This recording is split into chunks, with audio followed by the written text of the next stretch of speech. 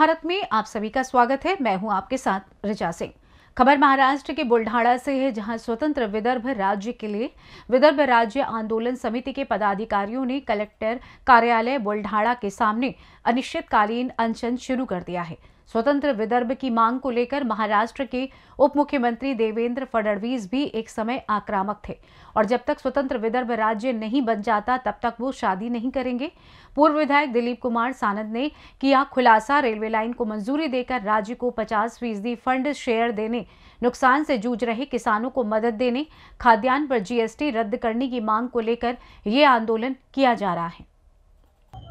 विदर्भ राज्य वेगळं व्हावं ही फार जुनी मागणी, विशेषतः सर्व पक्षांच्या नेत्यांची मागणी आहे, सामान्य जनाची ही मागणी आहे। जोपर्यंत स्वतंत्र विदर्भ राज्य होत नाही तोपर्यंत विदर्भाचा सर्वांगीण विकास हा होऊ शकत नाही।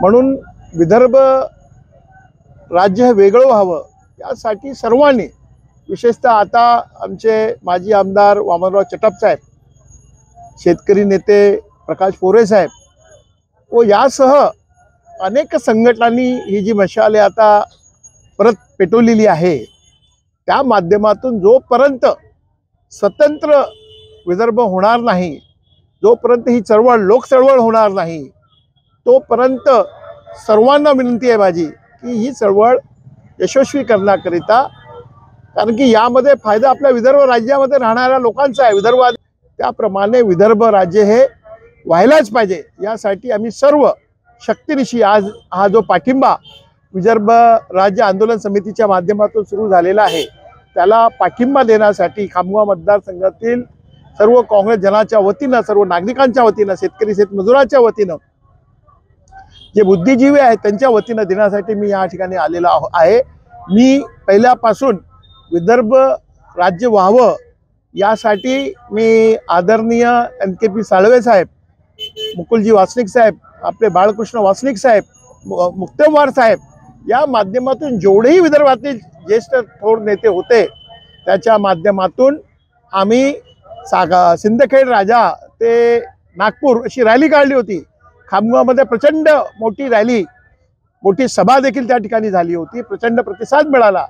परंतु जसं म्हटलं जातं, आज तर सत्तेमध्ये केंद्रामध्ये राज्यामध्ये, केंद्रामध्ये ज्यांची सत्ता आहे, राज्यामध्ये ज्यांची सत्ता आहे, त्यांची हीच इच्छा होती, तेही आमच्या सोबत आता आपले डेप्युटी सीएम देवेंद्रजी फडणवीस तेच देखील आमच्या सोबत होते। त्यांची छोटं राज्य व्हायला पाहिजे, त्यासाठी त्यांनी म्हटलं होतं की छोटं राज्य, स्वतंत्र विदर्भ राज्य होते तोपर्यंत मी लग्न करणार नाही, असं देवेंद्र फडणवीस यांनी सांगितलं होतं। म्हणून या ठिकाणी मला एवढंच सांगायचं आहे, कोणाला कमी लेखायचं नाहीये, परंतु जोपर्यंत स्वतंत्र विदर्भ होणार नाही तोपर्यंत आम्हा सर्व लोकांना न्याय मिळू शकत नाही। म्हणून हे जी आंदोलनाची ज्योत आता विदर्भ राज्य आंदोलन समितीच्या माध्यमातून ज्या नेत्यांनी, ज्या कार्यकर्त्यांनी या ठिकाणी सुरू केलेली आहे, ती ज्योत पेटवत ठेवण्यासाठी, त्याला सक्रिय पाठिंबा देण्यासाठी मी आज या ठिकाणी आलो आहे। बुल्ढाणा महाराष्ट्र से सी न्यूज संवाददाता संदीप सावजी की रिपोर्ट। फिलहाल इस खास खबर में बस इतना ही। देश दुनिया के तमाम खबरों की जानकारी के लिए आप देखते रहें सी न्यूज भारत। हर खबर आपके साथ, आपके हाथ।